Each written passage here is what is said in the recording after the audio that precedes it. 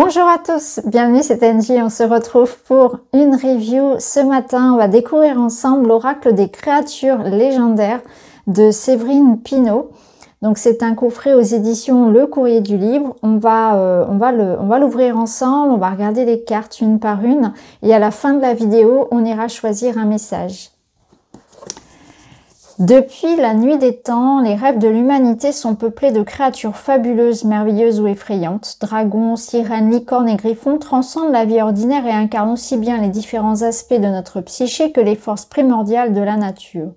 Chacune des 52 créatures légendaires de cet oracle est devenue un égrégore, la personnification des symboles qui lui sont attachés, chargés de toute la puissance de notre imagination. Les tableaux de l'artiste peintre Séverine Pinault et le livre d'accompagnement agiront comme autant de clés inspirantes pour éclairer avec bienveillance vos émotions, vos doutes et vos questionnements sur votre chemin d'évolution. Laissez-vous guider par la magie des créatures légendaires. Donc on a 52 cartes, un livret en couleur et le petit pochon. Alors il est intéressant, vous allez le voir, pour travailler notamment ce qu'on appelle le shadow work. Hein, voilà, petit clin d'œil au challenge qu'on vient de faire. Donc on va découvrir tout ça. Je vais laisser le coffret de côté. On va sortir les cartes du pochon. Donc vous allez le voir, on a quand même une majorité en tout cas, une attention toute particulière donnée aux dragons dans l'oracle. Donc si vous aimez les dragons, vous allez être servi. On a des tranches donc dorées au niveau de la qualité des cartes. Ce sont des grandes cartes. Donc on a une petite marge autour, le nom est en haut, le numéro en bas. Voilà. Donc on les regardera tout à l'heure, une par une. On va les laisser de côté. On va regarder dans le livret ce qui est proposé par l'auteur.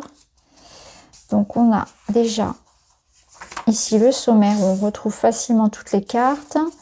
Un petit message de bienvenue, une présentation aussi de ce que sont donc les archétypes représentés par chacune des créatures. Donc on a ici un bestiaire assez complet.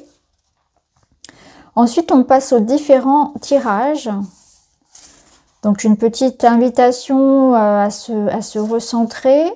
Alors en ce qui concerne le tirage, vous avez donc la carte du jour hein, qui peut être donc un tirage à une carte avec toujours cet aspect, on va le voir pour chacune des cartes, l'aspect ombre et l'aspect lumière. Donc il n'y a pas vraiment de carte qui soit ni négative ni positive, c'est toujours un petit peu chercher l'équilibre en fait entre les deux. Ensuite, vous avez ce qu'elle appelle le message de la nuit. Donc ça pareil, ça peut être demandé le soir venu à l'oracle de nous indiquer la créature qui va nous accompagner pendant nos rêves. Voilà. Le temps du sommeil est celui que la nature a prévu pour nous, pour notre régénération, pour nos apprentissages. Donc ça peut être l'idée de savoir quelle créature accompagne notre voyage onirique. Ensuite, vous avez le message en réponse. Donc c'est inspiré de la croix, hein, tirage en croix du tarot de Marseille.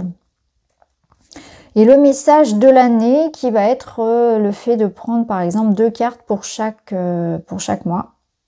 Donc vous avez la première carte qui va indiquer ce qui va être favorable pendant la période et la seconde carte qui va indiquer qui va avertir plutôt sur tout ce qui peut être possiblement négatif durant cette période-là. Donc 2 cartes pour chaque mois. Donc ensuite on passe aux cartes. Donc les clés d'interprétation. Donc pour chacune des cartes, on a pas mal de textes. Hein. On a une présentation déjà de la créature, hein, son histoire, sa représentation, sa symbolique. Et ensuite, on a la lecture par rapport à un tirage, son conseil.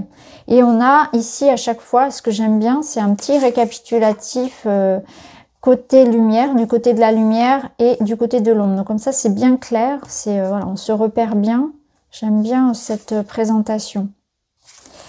Donc ça, on y reviendra tout à l'heure. On ira chercher un message à la fin de la vidéo pour savoir quel animal justement a un message pour nous aujourd'hui. Donc on va laisser de côté et puis on va regarder maintenant les cartes une par une.